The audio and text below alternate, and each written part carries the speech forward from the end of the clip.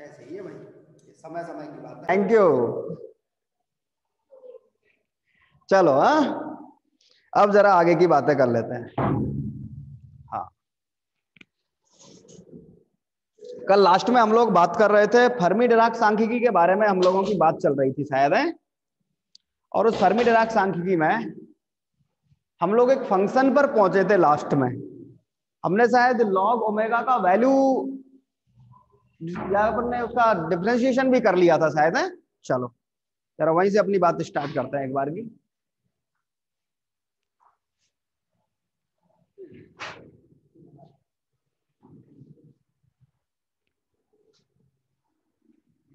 देखो जरा सुनो,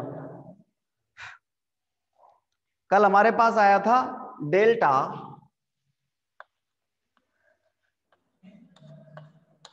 log omega is equal to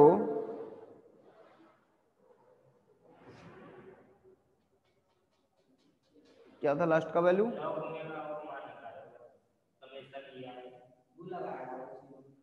differential नहीं किया गया था। अच्छा, डिफरेंशिएट नहीं किया था हमने उसको। जरा एक बार की दोबारा से एक बार ऐसा करो तो रुको,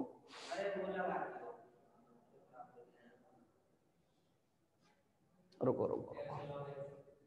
हाँ, अच्छा, हमने सिर्फ स्टर्लिंग का फॉर्मूला ही तो लगाया था और वो टर्म ये आई थी फिर आपके पास summation I equal to 1 to n G I log G I minus G I minus N I log N I. अरे यार यही तो था फैक्टोरियल लॉग ओमेगा का जो वैल्यू था वो ये था। एक मिनट रुको, summation I factorial ji I upon factorial N I और फैक्टोरियल जी आई माइनस एन आई, यही तो था। हाँ ठीक है, तो ये वैल्यू हुआ जी I log G I minus G I, ठीक है, minus N I log N I,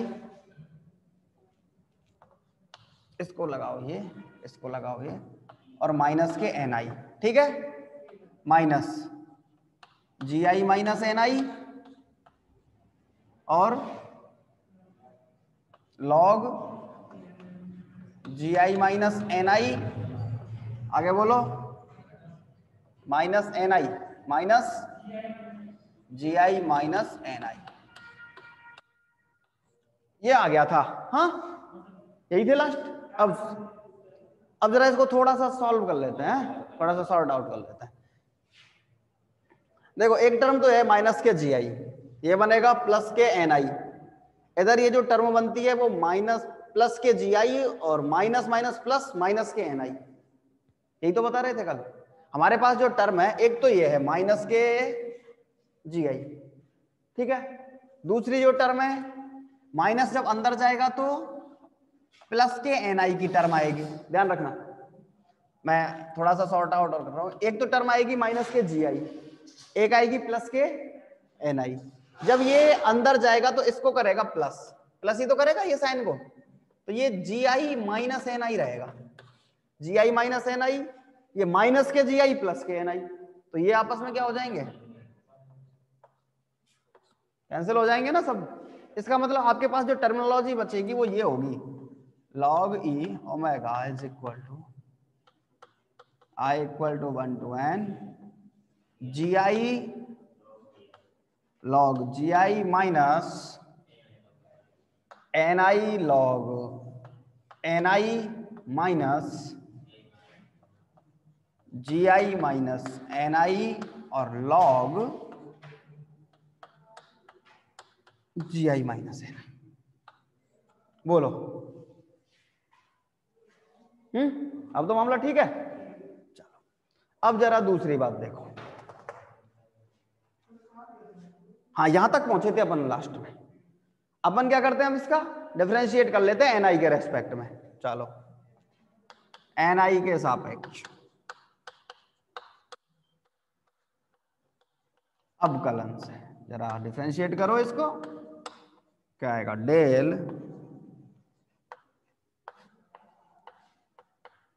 del N आई करो भैया, ये तो summation i equal to 1 to n, जो भी अपन वैल्यू लेना चाहेंगे।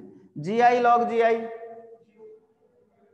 जी आई तो कांस्टेंट होता है, कांस्टेंट होगा तो जीरो करना पड़ेगा।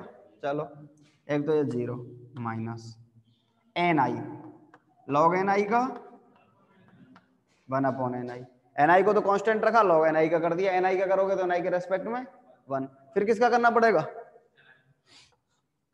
फिर log एन आई को रोकना पड़ेगा, और एन आई का करोगे तो 1 हो जाएगा एन आई का। तो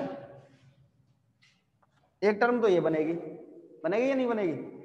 चलो आगे देखो, माइनस ये जी आई माइनस एन आई को रोक लें, इसका करोगे तो 1 अपॉन जी आई माइनस एन आई, इसका 0 और इसका क्या हो जाएगा माइनस के 1 प्लस। अब क्या करोगे, log G I minus N I को तो रोक लो, उसका क्या होगा माइनस, तो माइनस लगा दें। अब बताओ कोई दिक्कत,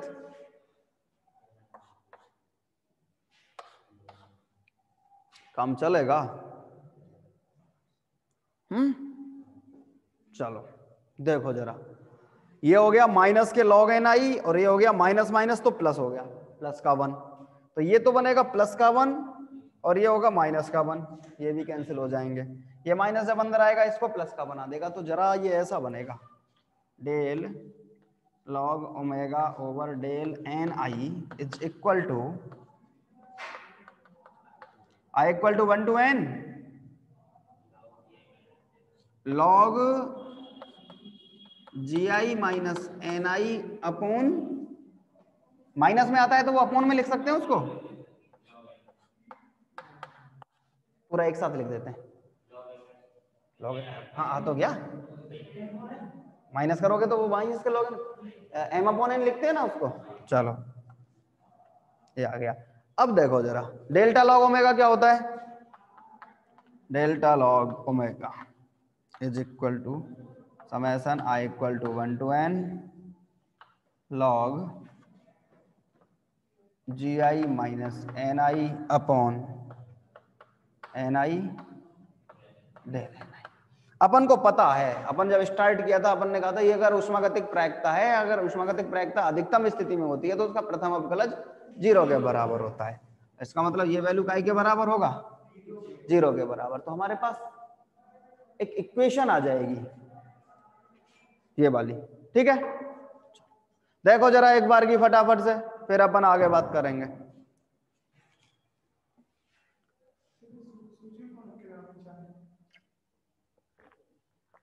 देखते हैं 1 या 2,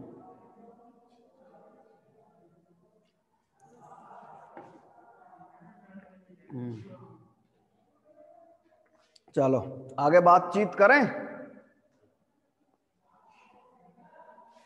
बोलो।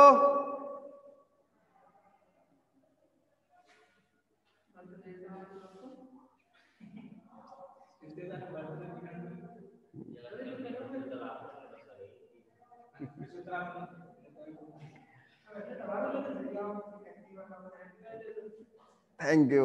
चलो चलो अब आगे बात करो, सुनो सुनो सुनो, ये तो सब होती करती चीजें। हाँ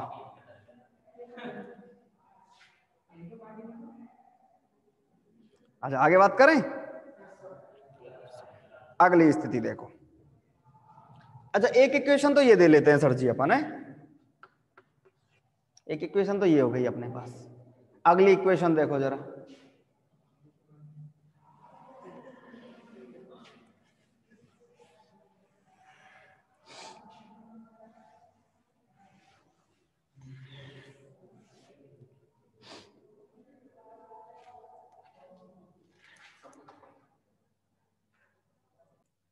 हाँ भाई आगे देखो, जैसे उसमें अपन ने 2 पार्ट्स लिए थे, ऐसा एक पार्ट इसमें फिर लेते हैं अपन, वही 2 पार्ट। अपन कह रहे हैं कणों की संख्या नियत होती है, आ जाओ, चूंकि समेशन एन आई, और समेशन एन आई का वैल्यू क्या होता है नियत होता है, एन आई नियत नहीं है, मैं फिर कह रहा हूं एन आई वेरिएबल नहीं है, एन आई तो वेरिएबल है, चर राशि है। एन आई तो बदल सकता है, कणों की संख्या तो बदल सकती है, वो तो अलग बात है, लेकिन एन आई नियत है। किसी अवस्था में कण हो सकते हैं, वो हमें उससे मतलब नहीं है, समझ रहे हो बात? हाँ भाई, हाँ, लेकिन कला कोष्ठका में एक ही कण जाएगा एक बार में, ये भी ध्यान रखने वाली बात है। तो एन आई तो नियत नहीं है, ठीक है। चलो, इसका मतलब summation delta n i equal to क्या होगा? 0। एक कला कोष्ठका में एक कण जाएगा, बिल्कुल सही बात है भाई। हमारे पास जो ऊर्जा अवस्थाएं हैं n1 कणों के लिए, ऐसे तो कहा हमारे पास जो n1 कण है उनकी ऊर्जा अवस्था क्या है? E1 है। लेकिन हमें ये नहीं पता कि n1 कण कितने हैं, ये अपन को नहीं पता कितने कणों की ऊर्जा अवस्था ऐसी है, उनके बारे में नॉलेज नहीं है। अपन ये नहीं कह सकते कि ये सब इतनी फिक्स एनर्जी है या इतनी फिक्स। ये बात तो बिल्कुल ठीक है कि एक अवस्था में एक कण जाएगा। जैसे मान लो फॉर एग्जांपल कॉलेज में 20 कमरे हैं, कॉलेज में कितने कमरे हैं? 20। सब टेबल्स लगी हुई है, मान लो 50। इसमें एक टेबल पे एक बच्चा आके बैठेगा, लेकिन ये फिक्स तो नहीं कर सकते कि कितने बच्चे बैठेंगे। मेरा मतलब समझना, हम ये तो कला कोष्ठका का मतलब है कि एक टेबल पर एक बच्चा आके बैठेगा, एक टेबल पर एक बच्चा आके बैठेगा, ये फिक्सेशन है हमारे पास। तो पहले क्या हो रहा था कि एक टेबल पे 2 बैठ रहे थे, 3 बैठ रहे थे। बोसोन ये कहता है कि एक क्वांटम अवस्था में कि कणों की संख्या है ये। तो अरे भाई, उसका मतलब उससे भी है कि उसकी एनर्जी कितनी है, मतलब उस ऊर्जा अवस्था के लिए कणों की संख्या है वो। कला कोष्ठका में तो कण रहते हैं, एक कला कोष्ठका में एक कण रहेगा, मींस उसके लिए जगह फिक्स है। ये कमरा ऊर्जा है, ये कमरा क्या है? ऊर्जा स्तर है कोई। इसमें कितने कण रहेंगे ये फिक्स नहीं है। फिक्स क्या है कि एक सीट पर एक कण रहेगा। अंतर समझो दोनों बातों में। बोसोन क्या कह रहा था? स्थिति तो वहां भी यही थी, कमरा मतलब ऊर्जा स्तर, उसमें कणों की संख्या कितनी है ये नहीं पता हमें, ये अपन फिक्स नहीं मान सकते। कणों की ऊर्जाएं बदलती रह सकती हैं, इंटरचेंज होते रह सकते हैं। हाँ, ये फिक्स है। बोसोन कहता है कि भाई एक सीट पर 2 आ सकते हैं, 3 आ सकते हैं, 4 आ सकते हैं, कितने ही बैठो उसे कोई आपत्ति नहीं है। ये कहता है कि एक पर एक ही बैठेगा, बस इतना अंतर है दोनों में। दोनों में जो अंतर है वो कहाँ है? वो यही है। एक तो कहता है कि एक कला कोष्ठका में कितने ही कण जा सकते हैं, ये कहता है कि एक में एक ही बैठेगा। और कला कोष्ठका का मतलब वो जो सीट है, वो जो अरेंजमेंट है, कितने हो सकते हो, ये है उसका मीनिंग। हाँ बिल्कुल, वहां भी जी समेशन डेल्टा एन आई, तो समेशन डेल एन आई नियत है, एन आई नियत नहीं है। मैं फिर कह रहा हूं एन आई यहां भी नियत नहीं है, एन आई वहां भी नियत नहीं है, कहीं भी नियत नहीं है एन आई। इसका मतलब डेल्टा एन आई 0 नहीं है, समेशन डेल्टा एन आई 0 है। उसका मतलब यही है कि एक से कमी हुई, दूसरे में वृद्धि हुई, दोनों को जोड़ दो तो 0 आ जाएगा। लेकिन कमी और वृद्धि आपस में तो 0 नहीं है भाई। एक जेब में 10 रुपए थे, एक में 15 थे, 2 इसमें से इसमें कर दिए, पैसे तो टोटल उतने ही है, लेकिन इसमें तो 2 की कमी, इसमें 2 की, टोटल चेंज क्या हुआ? कुछ नहीं हुआ। अब पहले भी वही थे, अब भी वही हो, लेकिन आपस में तो स्थितियां बदली। ये है कहने का मतलब। चलो, समेशन डेल्टा है ना इक्वल टू 0, इसको दे दो दूसरी स्थिति। तीसरी स्थिति वही ऊर्जा वाली स्थिति अपने पास, चूंकि एक कण की ऊर्जा E आई है। अब होता है ऐसा है कि सारे कणों की ऊर्जाएं समविभाजन सिद्धांत से बराबर रहती हैं। ये अपन मान के चलते हैं कि सारे के सारे कणों की जो एनर्जी है वो कैसी रहती है? बराबर है। इसलिए एक ऊर्जा अवस्था में अगर एन आई कण है आई वी अवस्था में, तो आई वी अवस्था की ऊर्जा तो हो जाएगी ई आई एन आई, आई वी अवस्था के लिए। लेकिन अगर टोटल ऊर्जा निकालोगे तो, और ये वैल्यू अपन रखते हैं ई, ये कुल ऊर्जा है। और कुल ऊर्जा क्या कैसी रहती है? नियत रहती है या संरक्षित रहती है। ठीक, इसका मतलब समेशन ई आई, ये 3 स्थितियां हो गई मेरे पास। एक हो गया summation I equal to 1 to n log ji I minus N I upon N i delta n i equal to 0। दूसरी स्थिति हो गई summation delta n i equal to 0। मैं फिर बार बार कह रहा हूं डेल्टा एन आई 0 नहीं है। कण आपस में एक दूसरे ऊर्जा स्तर में जा सकते हैं, लेकिन ये फिक्सेशन है वहां और यहां। एक कहता है कि सब एक सीट पर एक ही रहेगा, ये फिक्सेशन है। वो कहता है एक सीट पर एक से ज्यादा हो सकते हैं। अंतर सिर्फ ये है, समझ रहे हो ना? जो चीज आपको, आप जैसे बार बार सब एनआई नियत, एनआई नियत नहीं है। आपस में तो ऊर्जा अवस्थाओं में कण इंटरचेंज हो सकते हैं, वहां फिक्सेशन नहीं है। फिक्सेशन कहां है? एक सीट पर एक बैठेगा, और वो कहता है एक सीट पर एक से ज्यादा भी हो सकते हैं। बस ये अंतर है दोनों में। ठीक है, तो अपने पास 3 समीकरण हो गए। अपन क्या करते हैं, लाग्रांज का मेथड यूज कर लेते हैं। चलो,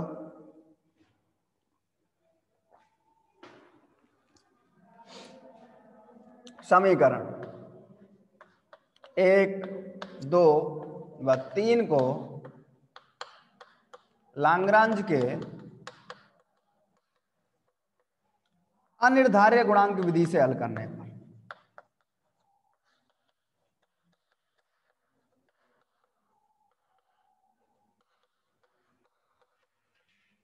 अपन क्या करते हैं, वही अल्फा बीटा मान लेते हैं। चलो जरा देखो,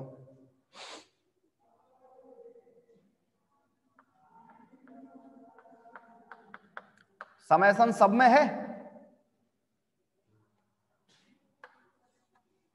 डेल्टा एन आई भी सब में है, इसमें भी है, इसमें भी है, और समेसन और डेल्टा एन आई सब कुछ है। अपन क्या करते हैं, इसका ये फंक्शन ले लेते हैं, इसमें अल्फा से इंटू कर देते हैं, इसमें बीटा से इंटू कर देते हैं, बात बरोबर है। आ जाओ, जैसा पहले किया था सेम टू सेम वही काम है, कुछ चेंज नहीं कर रहे। लॉग जी आई माइनस एन आई अपॉन एन आई माइनस के अल्फा, ठीक है, माइनस बीटा ए आई और इक्वल टू, ये समीकरण हो गया अब अपने पास। ठीक है, summation I equal to 1 to n log ji I minus N I minus के अल्फा माइनस के बीटा ई आई डेल्टा। अपन ने क्या किया है, अल्फा, वही वहां भी तो ऐसे ही किया था अपन ने, अल्फा और बीटा के थ्रू।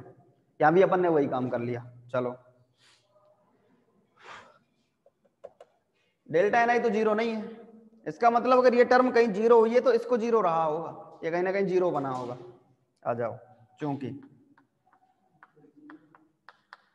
डेल्टा एन आई जीरो नहीं है, समेशन डेल्टा एन आई जीरो है। मैं फिर वही बात कह रहा हूं, इसका मतलब लॉग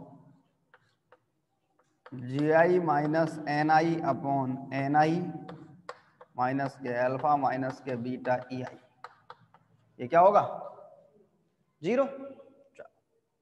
थोड़ा सा सॉल्व कर लेते हैं, देखो जरा, हटा दें ये सब, बोलो, बोलते क्यों नहीं रे?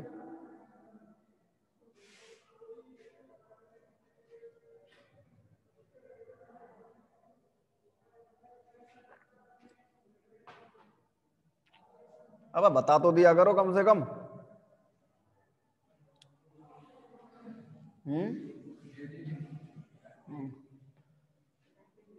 ऐसा तो नहीं है गायब हो गए हो सबके सब। चलो, इसका मतलब आपके पास ये फंक्शन जीरो के इक्वल हो गया। चलो जरा सॉल्व कर लेते हैं इस फंक्शन को। Log G I minus N I upon N I minus alpha is equal to alpha plus beta A I, ऐसे कर लेते हैं। इसको इधर भेज दो, तो ये हो जाएगा G I upon N I minus 1 is equal to alpha plus beta E I. हाँ, इसको इधर भेज दो, G I upon N I is equal to E की power alpha plus beta E I plus 1, पलटी मार के उल्टा कर दो, N I upon G I equal to 1 upon E की power alpha plus beta E I plus 1। इसको जी आई को इधर ट्रांसफर कर दो, तो आपके पास बनेगा एन आई इक्वल टू, हाँ, और ये हो गया फर्मी डिराक सांख्यिकी का वितरण फलन हो गया है।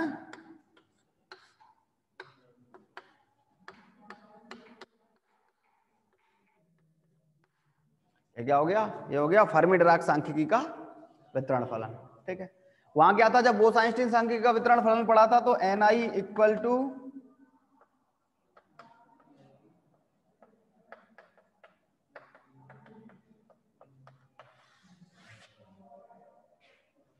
ये बोस आइंस्टीन सांख्यिकी के लिए आया था, बोस आइंस्टीन सांख्यिकी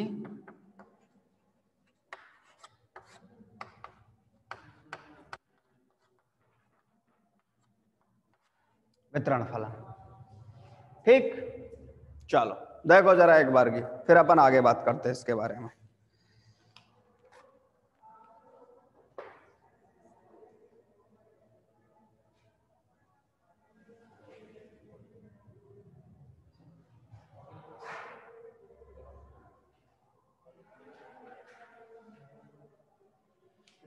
अब जरा सुनो सर जी एक काम की बात।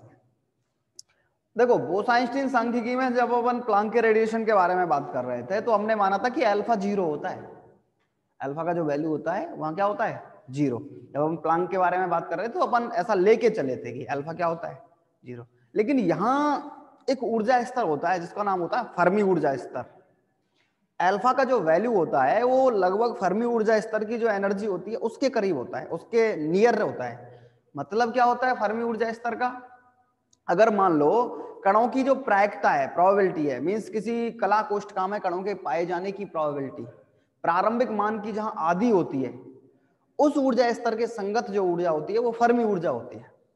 दोबारा सुने, अगर मान लो किसी कला कोष्ठका में कणों की जो संख्या है वो प्रारंभिक संख्या की आधी है, तो उस जिस भी लेवल में आप कला कोष्ठका के लेवल में बात कर रहे हो उसके संगत ऊर्जा का जो मान है या उसके संगत ऊर्जा की जो वैल्यू है वो तो फर्मी ऊर्जा कहलाती है।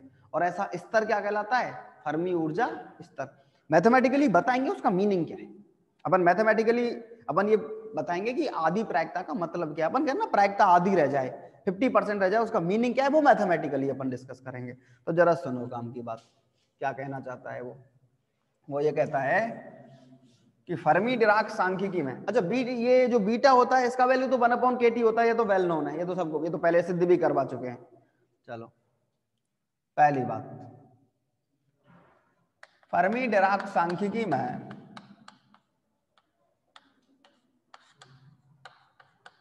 अल्फा का वैल्यू होता है -k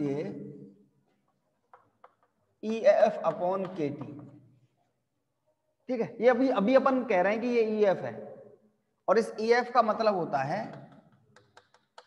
फर्मी ऊर्जा। EF क्या है, फर्मी एनर्जी है। फर्मी डिराक साइंटिस्ट है जो फर्मी है उसके द्वारा इसको निर्धारित किया गया था। मैथमेटिकली क्या होगा वो अभी आगे आ रहा है। एवं बीटा इक्वल टू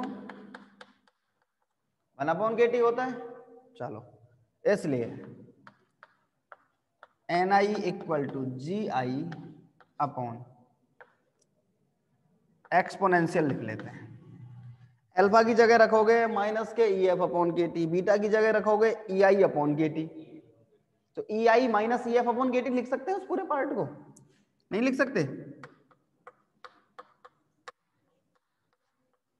यही तो मतलब हो गया इसका भाई, एक्सपोनेंशियल -EF/kT है तो अल्फा का वैल्यू है और EI/kT है, बीटा EI का वैल्यू है। अल्फा का वैल्यू कितना है, -k EF/kT तो है, यहाँ रख दो -k EF/kT प्लस EI/kT, तो EI - EF/kT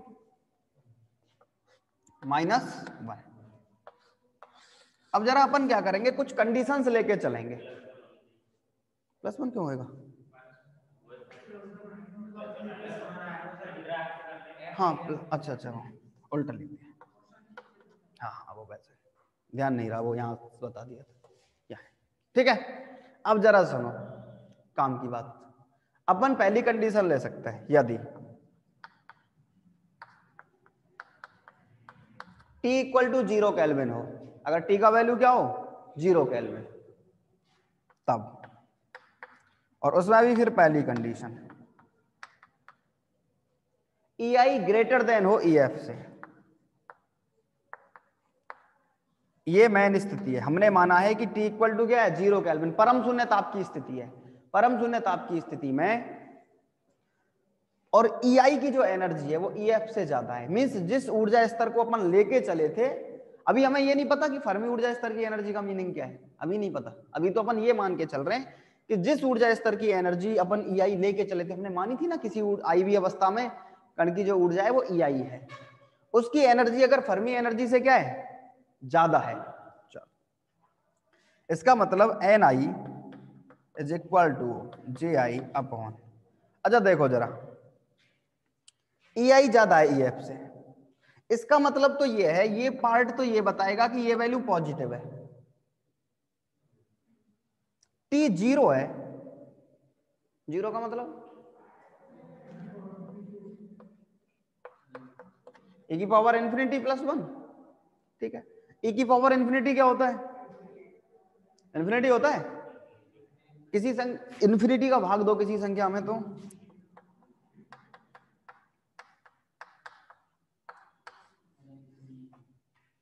इसका मतलब अगर किसी ऊर्जा स्तर की ऊर्जा फर्मी ऊर्जा से ज्यादा है तो उस ऊर्जा स्तर में कणों के पाए जाने की संख्या क्या होगी, 0 है। मतलब ये हुआ कि परम शून्य ताप पर फर्मी ऊर्जा स्तर से ऊपर के ऊर्जा स्तरों में कोई कण नहीं मिलते। बताओ बात समझ आई है नहीं है? इसका मतलब क्या हुआ, इसका मतलब ये हुआ कि फर्मी ऊर्जा स्तर से अधिक ऊर्जा वाले ऊर्जा स्तरों में परम शून्य ताप पर कण नहीं मिलते हैं। इसका मतलब ये जो फर्मी एनर्जी है ना, एक लेवल हो गया, एक लेवल सेट कर लिया हमने, एक फाउंडेशन बना लिया कि इससे ऊपर तो कण मिलेंगे नहीं, इसी में मिलेंगे बस। मतलब एक हमारे पास एक वैल्यू सेट हो गई कि भाई इससे ऊपर हमें कण नहीं मिलेंगे, इससे नीचे नीचे मिलेंगे। हाँ, वो लेवल फर्मी एनर्जी, वही तो बताएंगे कि फर्मी एनर्जी क्या मीनिंग क्या है फिर उसका, कि कहां से ऊपर कण नहीं मिलेंगे, कहां कण मिलेंगे हमें, ठीक है। अभी और एक बात, दूसरी बात देखो, सेकंड,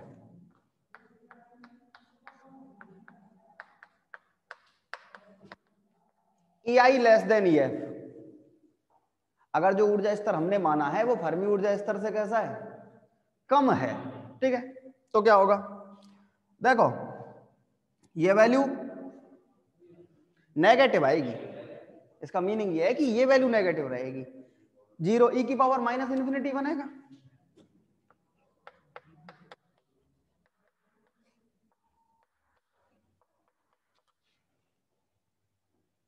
e की पावर माइनस इन्फिनिटी क्या होता है, 0 होता है e की पावर माइनस इन्फिनिटी।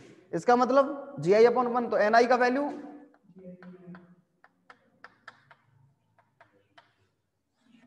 इसका मतलब क्या हुआ, इसका मतलब ये हुआ कि इस ऊर्जा स्तर से कम ऊर्जा वाले ऊर्जा स्तरों में कणों की जो संख्या है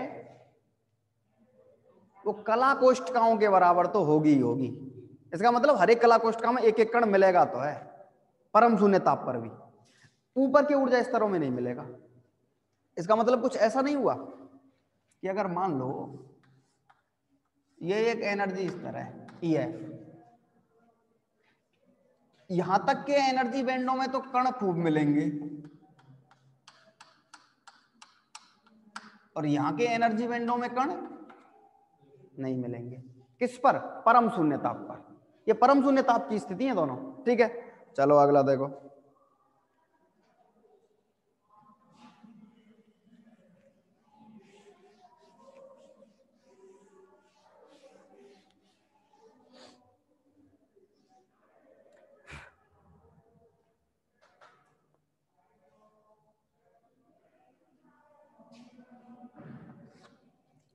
बी कंडीशन, यदि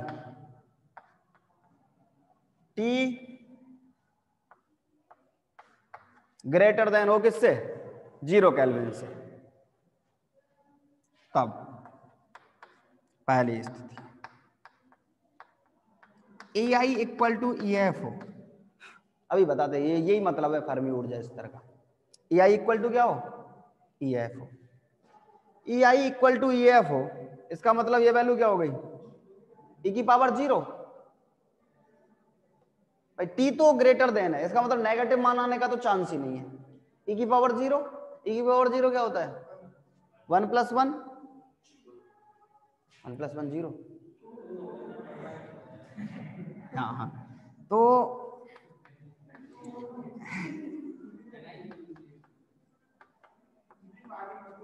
एन आई इक्वल टू क्या हो गया, जी आई बाई टू। इसका मीनिंग ये हुआ ताप का मान तो ज्यादा होना चाहिए 0 केल्विन से, मतलब परम शून्य ताप पे बात नहीं है, परम शून्य ताप से अधिक ताप पर यदि किसी ऊर्जा स्तर में कणों की संख्या कला कोष्ठकाओं की संख्या की आधी हो, या तो ऐसे कहो, या कणों के पाए जाने की जो प्रायिकता है जिसको अपन एन आई अपॉन जी आई कह रहे हैं वो क्या हो, हाफ हो। मतलब ये है कि कम से कम आधी कला कोष्ठकाओं में तो कण मिले ही मिले। इसका मतलब यही तो है भाई, एन आई का मतलब जी आई बाई टू, मतलब एन आई से दोगुने जी आई होने चाहिए, एन आई से दोगुने क्या हो। इसका मीनिंग ये हुआ वह ऊर्जा स्तर, लेकिन अधिक ताप पर, वो कहता है उच्च ताप पर किसी ऊर्जा स्तर की वह ऊर्जा, या अगर अपन कहें कि उस ऊर्जा स्तर के बारे में बात कर रहे हैं जिसकी ऊर्जा पर एन आई का जो मान है वो जी आई बाई टू के बराबर होना चाहिए, तो ऐसा ऊर्जा स्तर फर्मी ऊर्जा स्तर कहलाएगा। दोबारा समझो मतलब क्या है इस बात का।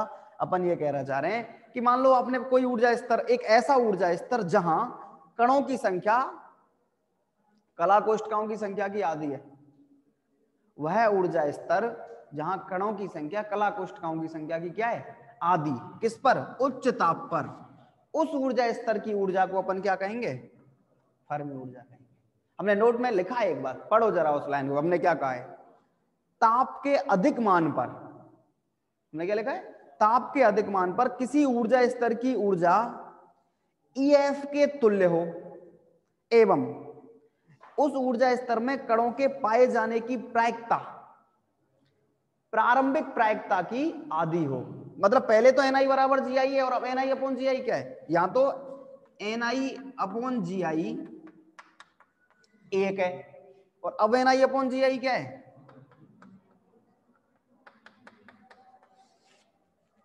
पहले इतनी थी अब इतनी है, मतलब प्रारंभिक मान से आधी है। तो वह ऊर्जा तो कहलाती है फर्मी ऊर्जा, और वह जो ऊर्जा स्तर है वो क्या कहलाता है, फर्मी ऊर्जा स्तर। मींस कणों की प्रायिकता प्रारंभिक स्थिति की क्या हो जाए, आधी हो जाए, तो उस स्थिति में को क्या कहेंगे अपन, फर्मी ऊर्जा स्तर कहेंगे। कि वो जो ऊर्जा स्तर है वो कौन सा है, फर्मी ऊर्जा स्तर है। ठीक, चलो चौथी चीज, नहीं कला कोष्ठ कणों, हाँ यही तो हुआ, कणों की संख्या की दुगनी तो हो गई, बात तो सही है, अंतर भी है। चलो अगली बात, एक पॉइंट हुआ, दूसरा पॉइंट देखो जरा।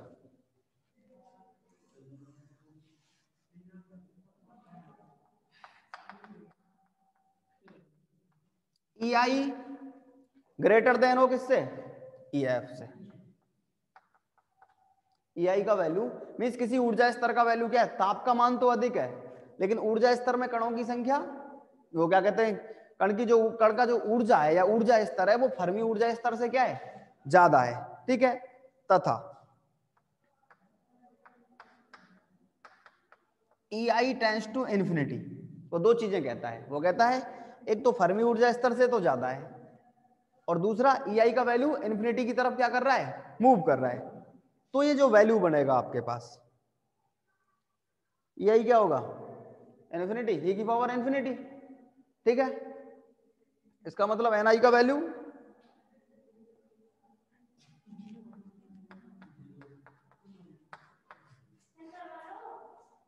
इसका मतलब यह है कि अगर किसी ऊर्जा स्तर में, किसी ऊर्जा स्तर की ऊर्जा कितनी हो, अनंत तक पहुंच जाए भले ही बढ़ते बढ़ते, लेकिन फर्मी ऊर्जा स्तर से बड़े ऊर्जा स्तर में कण नहीं मिलेंगे आपको।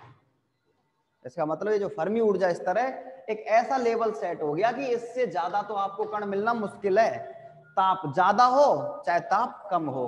तो एक अधिकतम वैल्यू सेट हो गई कि इस जो इलेक्ट्रॉन, जहां भी अगर जैसे आपको इलेक्ट्रॉन निकालने की रिक्वायरमेंट पड़ी किसी से, तो उसके लिए आपको कम से कम फर्मी एनर्जी के बराबर एनर्जी तो देनी पड़ेगी। एक लेवल सेट हो गया।